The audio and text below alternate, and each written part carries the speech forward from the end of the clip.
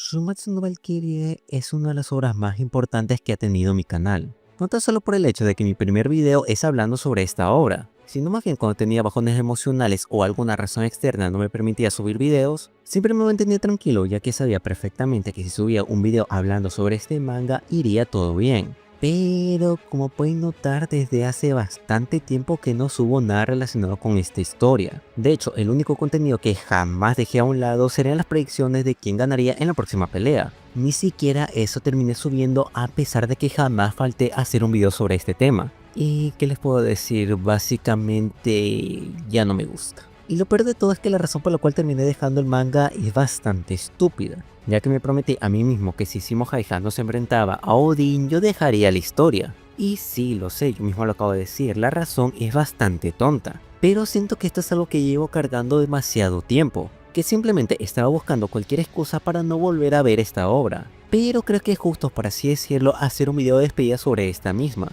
ya que muy seguramente no lo vuelvo a tocar después de mucho tiempo. Quizás cuando este termine le haga una reseña final, o quién sabe, pase algo que me haga volver a enamorar sobre esta historia, pero de momento este sería un adiós. Aunque antes de nada me gustaría explicar una pequeña cosa. No trato de decir que la obra es mala, ya que a mi manera de verlo todavía se puede considerar que es una buena historia. Lo que pasa es que simplemente ya el manga no me gusta, así que en esta ocasión específicamente solo voy a dar mi opinión. No estoy tratando de cambiar tu forma de pensar. Si tú crees que la obra aún se mantiene en un buen nivel, está todo perfecto. Tengo opinión propia y no te veas muy influida por lo que voy a decir el día de hoy. Pero si al finalizar estás de acuerdo conmigo y le ves mal la obra, tampoco está mal. Simplemente todo este video como algo poco serio, ya que simplemente voy a decir mi opinión. Pero sin más relleno, me gustaría empezar con un tema bastante polémico, y sería el aspecto de los diseños, ya que desde hace bastante tiempo se les comenzó a criticar bastante a la obra con este tema. Y para que ustedes entiendan de una mejor manera lo que voy a hablar, voy a poner de ejemplo a tres personajes, a Raiden, a Buda y a Leónidas, ya que estos tres tienen algo en cuestión que a mí en lo personal hace que los diseños hayan decaído tanto, puesto que estos eran unos apartados que más me gustaban de la obra, ya que claramente tenía su propio estilo, pero aún así respetaban bien al personaje en cuestión que estaban representando, sobre todo los tres primeros. ¿Cómo sería el Ubu? Pues a pesar de que no se parece mucho a su personaje histórico, sí tiene cosas muy reconocibles de la imagen que se ha construido sobre este mismo. O Adán, que su diseño refleja muy bien a su personaje bíblico. Y aquí entramos con Raiden. ¿Qué tiene parecido con su personaje histórico? Literalmente no hay nada que se parezca a él. A lo mucho puedo decir que al menos los detalles en sus manos le dan un cierto punto, ya que ver esa parte de su cuerpo con cicatrices y daños te hace ver que claramente es un luchador de sumo. Pero como son tan pequeños, si tú no prestas especial atención no vas a notarlo. Y ni siquiera me refiero cuando está el personaje completo, sino cuando hacen cierto enfoque a esa parte de su cuerpo. Y a ver, algunas personas me pueden recalcar el hecho de que Raiden Tamemon al menos está usando la ropa típica de los luchadores de sumo, este siendo el Mawashi, haciendo que de esa manera se le pueda ver de una mejor manera que es un luchador de sumo. Tengo que decir que estoy más o menos de acuerdo, ya que al menos agradezco que respetaran eso de él, pero seamos sinceros, por su complectura más bien parece el calzón de un luchador libre.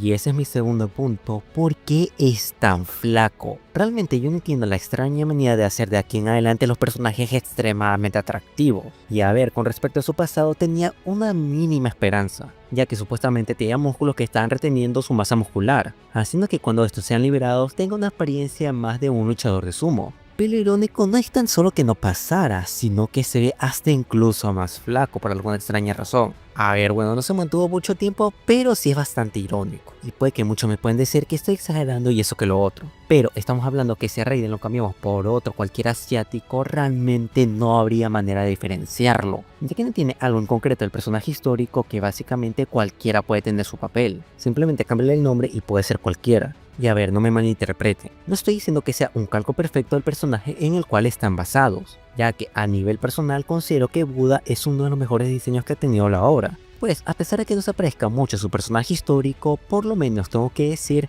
que tiene una justificación el por qué tiene dicho diseño, puesto que en la obra su título sería el adolescente más fuerte de la historia, haciendo que su diseño tenga una razón narrativa, mostrando la rebeldía que una persona tendría en esa etapa de su vida. Pero tengo que decir que en las paletas de colores pudo ser un poco mejor, puesto que hasta donde yo tengo entendido cada color que él tiene un significado.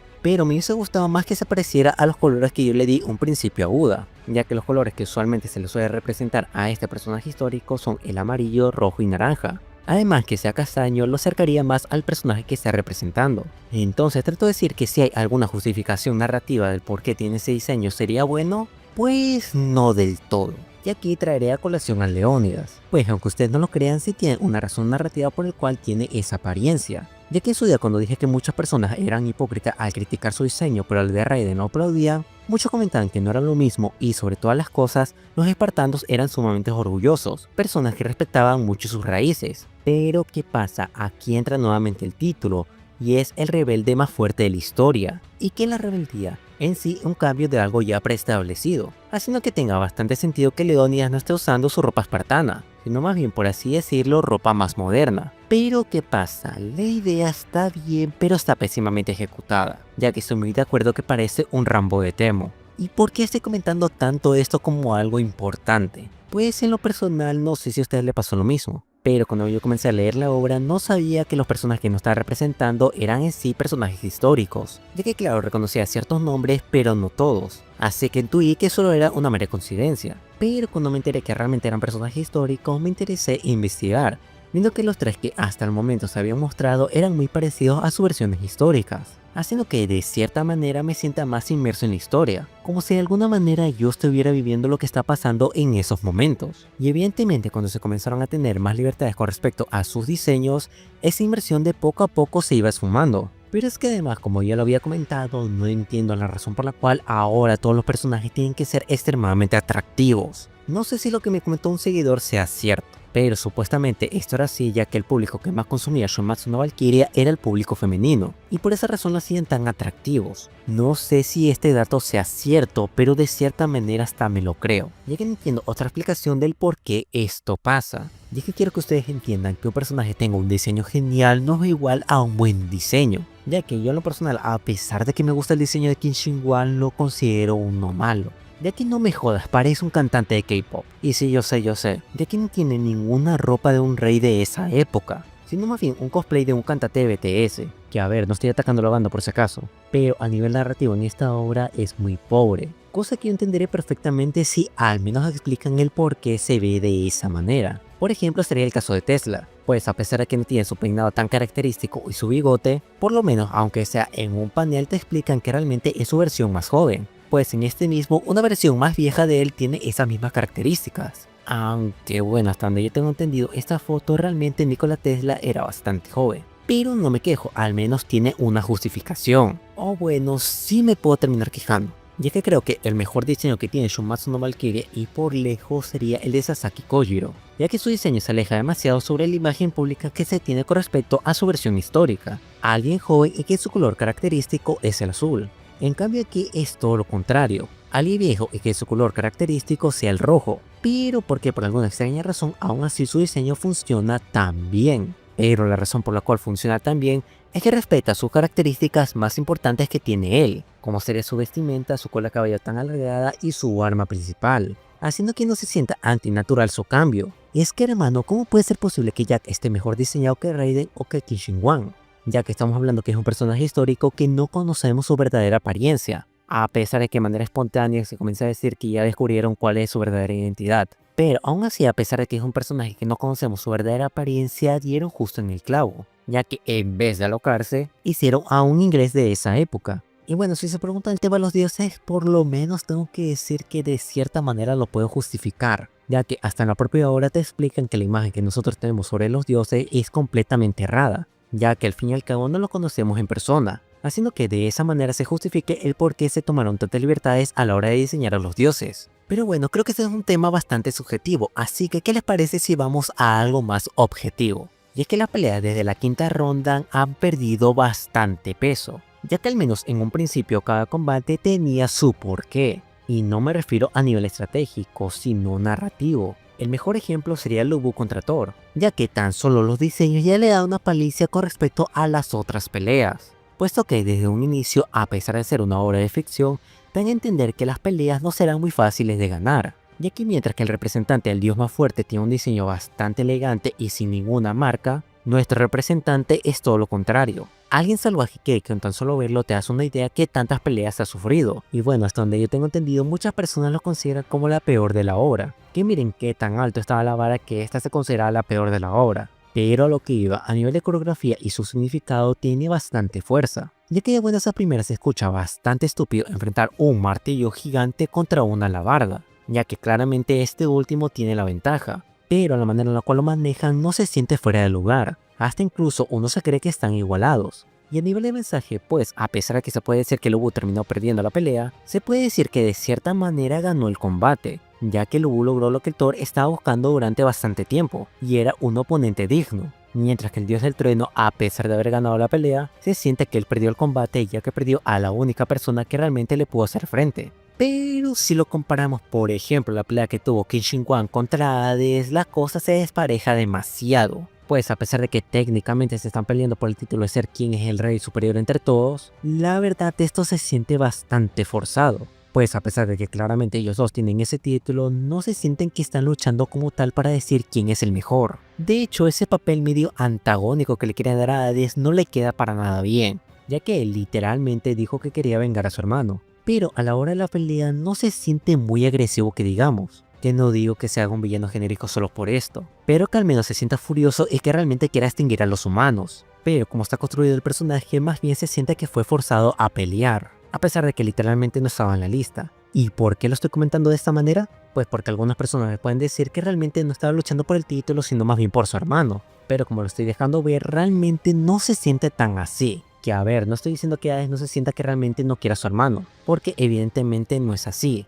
puesto que se recalcó demasiado que él es el mejor hermano de todos. Pero al menos en mi caso sí siento que le faltó esa agresividad que debió de tener. Pero aquí algunas personas me pueden decir que el título de los padres entre Adán y Zeus no era tan así. Que básicamente mi queja es eso, quejarme por quejar. Pero a nivel narrativo tiene mucho peso, ya que no se estaba luchando literalmente quién era el mejor padre, sino más bien como alguien que supuestamente le tiene odio a los dioses realmente no es así. Pero a pesar de ello los desafía, ya que quiere cuidar a sus hijos que son la humanidad, mientras que la otra cara de la moneda es todo lo contrario, simplemente peleando porque sí por defender su orgullo. A pesar de que técnicamente no va a ganar nada, está arriesgando su vida para mantener su orgullo. Pero hay una razón por la cual las 4 primeras peleas tenían tanto peso, y es que cada una de ellas tenía un significado. Y no me refiero exactamente a los que estaba nombrando hace unos minutos atrás, sino más bien ciertas caras que tiene la humanidad con respecto a ciertas situaciones que ellos viven. La primera pelea sería la crueldad, pues a pesar de que el Buu literalmente ya no podía pelear, los humanos le estaban exigiendo que dé todo de sí, siendo bastante crueles con alguien que prácticamente lo dio todo en su pelea, pero aún así eso no le importó porque la victoria era lo más importante.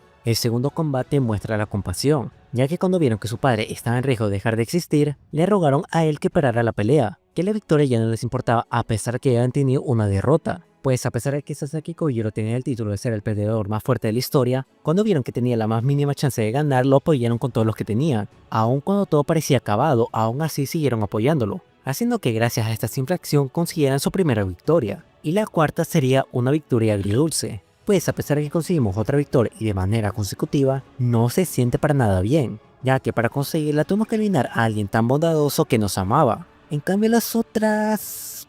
pues no.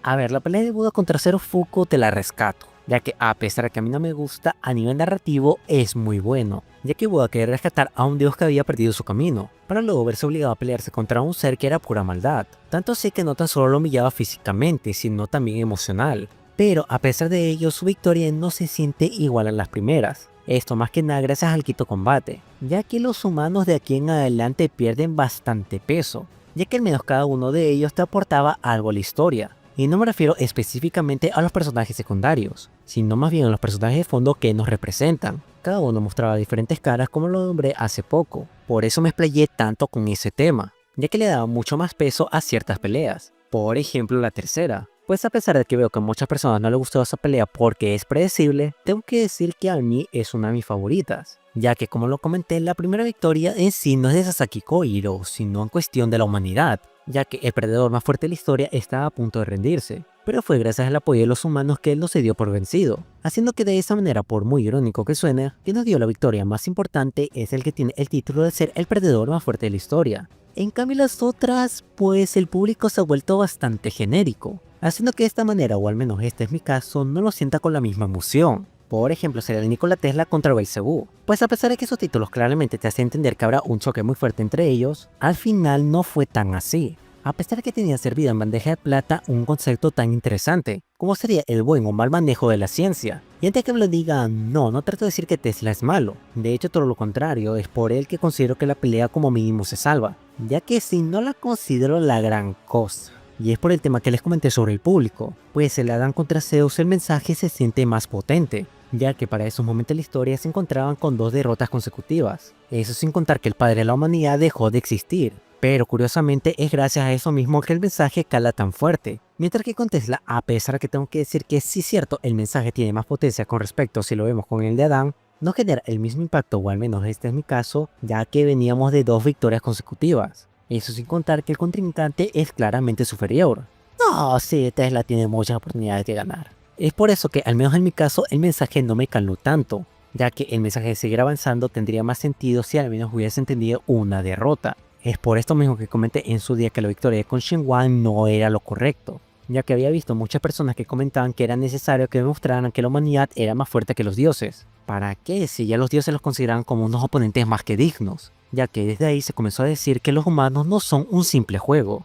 Y a ver, te lo puedes terminar comprando si hubiese afectado a los dioses, ya que realmente el único afectado sería Belcebú, ya que fue por decisión propia el pelear el siguiente combate. Y aprovechando que tocamos el tema de ese enfrentamiento, hay algo que en lo personal me sigue molestando hasta el día de hoy. Y es que la verdad no entiendo por qué los autores tienen miedo de hacer los dioses como malos, ya que en su presentación habían mostrado que Belcebú era un dios bastante cruel, ya que por sus deseos egoístas estaba experimentando con la vida, hasta incluso con un dios bondadoso que jamás le hizo algo, solo con el fin de cumplir su meta sin importar las bajas que esto podría conllevar, no importándole el despertar un demonio que casi acaba con uno de los 3 reinos. Pero a la hora de su combate como que le intentan blanquear de cierta manera. No sé si ustedes estarán de acuerdo con esto, pero es así como yo lo veo, ya que lo va a demostrar todo lo que había hecho este dios. En su pasado lo muestran como una pobre víctima que ha sufrido mucho, que quiere terminar con su vida porque solo lastima a sus seres queridos por una maldición que él tiene.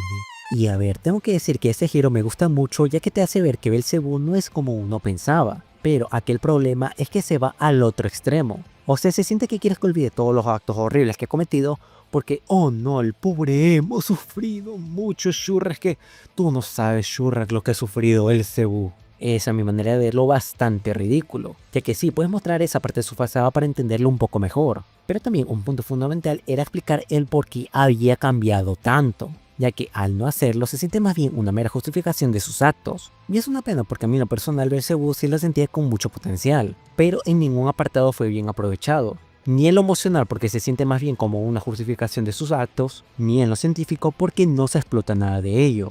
Y con Apolo puedo decir que es más de lo mismo. A ver, antes que se me vaya en el cuello, yo también agradezco que no haya sido un Poseidón 2.0. Pero al hacerlo tan bueno genera bastantes conflictos. Tanto así que muchas personas comenzaron a decir que Apolo tiene razón. Ya que muchos dicen que no, Apolo sí tuvo razón, ya que gracias a sus actos logró que Leonidas se alzara e inspirara a los demás, haciendo que Esparta no fuera conquistada. Y si tú escuchas esto suena bastante estúpido. Es como si tu jefe te despidiera y por esa misma razón tuvieras que ir más temprano a tu casa y descubres que tu esposa te fuese infiel y que gracias a esto tengas que darle las gracias a tu jefe por despedirte en primer lugar. Es ridículo. Pero también tengo que decir que las motivaciones de Leonidas tampoco están bien hechas, ya que el choque de conflictos en sí no está bien trabajado. Ya que no aprovecharon este conflicto de ideales para decir de que sí, Apolo tiene razón, tus actos fueron bondadosos, pero al seguirlo tan a rajatabla perjudicaste a muchas personas. Ya que sí, se puede decir que de manera indirecta se salvó Esparta, pero para ello una persona tuvo que ir en tu contra y varias personas tuvieron que fallecer para que eso se lograra. En ninguno de los dos casos fue bien trabajado, haciendo que este combate se sienta raro, ya que quieras o no, de cierta manera ambos tienen la razón, pero al mismo tiempo no, haciendo que su lucha, a pesar de que tenga ciertas conexiones, no tenga mucho sentido. Cabe aclarar que no estoy tratando de decir que todos los dioses sí o sí deben de ser malos, ya que con Hércules fue un gran aire fresco y sí nos dio a entender que sí hay dioses buenos, pero hay casos como el de Belcebú que no tan solo no tiene sentido, sino más bien cómo están trabajados, ya que como por ejemplo, a pesar de que Zeus no es el ser más cruel de la ficción, como figura antagónica funciona muy bien, ya que por así decirlo que no tiene maldad, sus actos egoístas claramente lo reflejan como un villano, Mientras que aquí no hay nada de eso, a pesar que Belcebú claramente se notaba como un dios malévolo. Y vuelvo lo repito, no es que estoy diciendo que todos los dioses deben de ser malos, pero sí deben tener una cierta imagen antagónica, ya que en esta historia en cuestión no hay una lucha de moralidad, puesto que en sí los dioses no pierden nada si los humanos terminan ganando, cosa muy contraria a nuestro bando, ya que si perdemos seremos extinguidos, haciendo que no se pueda jugar mucho con este tema en la historia. Claro, si hay momentos como lo había comentado con el caso de Hércules, pero si no se juega con esa moralidad y simplemente lo vas a colocar porque sí, queda muy mal. Aunque bueno, es así como yo lo veo. Y bueno, ya que estamos hablando de todos los combates en cuestión, tengo que hablar de la última que yo vi, siendo esta la de Okita Souji contra Susanoo. Ya de buenas a primeras los autores se dieron un buen tiro en el pie, ya que técnicamente le habían dado el título de mejor espadachín a Sasaki Kojiro, haciendo que por esta misma razón no pueda haber un enfrentamiento de decir quién es el mejor espadachín entre dioses y humanos, haciendo que el título sea uno completamente diferente al enfrentar el tajador más fuerte de la historia con el atajador más fuerte de los dioses. Aunque bueno, tengo que decir que a pesar de que era un combate muy obvio y no era tan creativo como si fueron otros, la verdad fue una pelea muy buena. El público sigue igual de malo como siempre, pero tengo que decir que la narrativa en combate había regresado. Todo iba perfecto hasta que los autores se dieron cuenta de que necesitaban cagarlo de alguna manera, dándonos así los últimos capítulos de dándole por alguna extraña razón un power up a Susanoo que no sirvió para nada, ya que Okita Souji con los huesos rotos antes que alguien me diga no Moshiri, es la adrenalina y eso te hace mover. Tiene los huesos rotos, si tienes los huesos rotos no te puedes mover. Y aún con todo eso, con toda la magia que hubo en ese universo, pudo lograr derrotarlo. Perdón, me exalté un poco. Pero es sincero, hermano, ¿cómo lo puedes cargar tan monumentalmente? Ya lo habías hecho todo bien, tenía bandeja de plata, ¿cómo puedes derrotar a Susanoo? ¿Para qué alargar las cosas de más? Solo hace que la victoria de Okita Souji se sienta insípida, ya que su victoria se siente más como que mijito, es un dibujito, deje de estar chingando. Cuando no, existe algo llamado la lógica interna. Y creo que esta es la razón por la cual ya no me gusta tanto Shomatsu no Valkyrie. Y es que abrazaron demasiado lo absurdo. Ya que en sí la pelea de Sasaki Kojiro se puede estar cogiendo muy de prisa para decir que realmente se mereció ganar, al traspasar los capítulos hasta eso se siente coherente. Si el guión quiere que ganes, lo vas a ganar no importa lo que pase.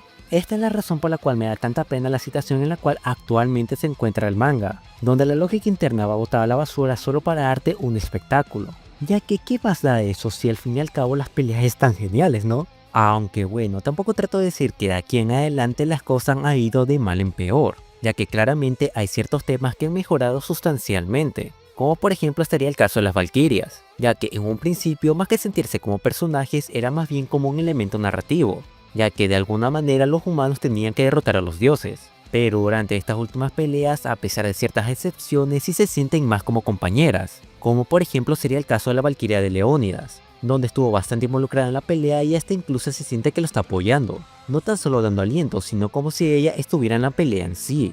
Es por esta misma razón que no puedo decir que la obra actualmente sea mala, sino que simplemente ha cambiado tanto que a mí en lo personal ya no me atrae tanto como en un principio. Y bueno, si quiere que comente la pelea de Loki contra Seimo Haihan, no puedo comentar nada, ya que como lo comenté cuando se dio la noticia que estos dos se iban a enfrentar, yo había abandonado el manga. Así que literalmente no puedo comentar algo que no he visto. No sé si fue bueno o malo, lo único que sé es que Loki fue rápidamente derrotado.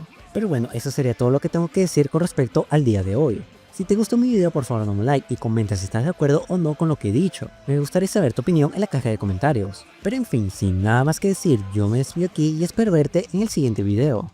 Más allá del sol, más allá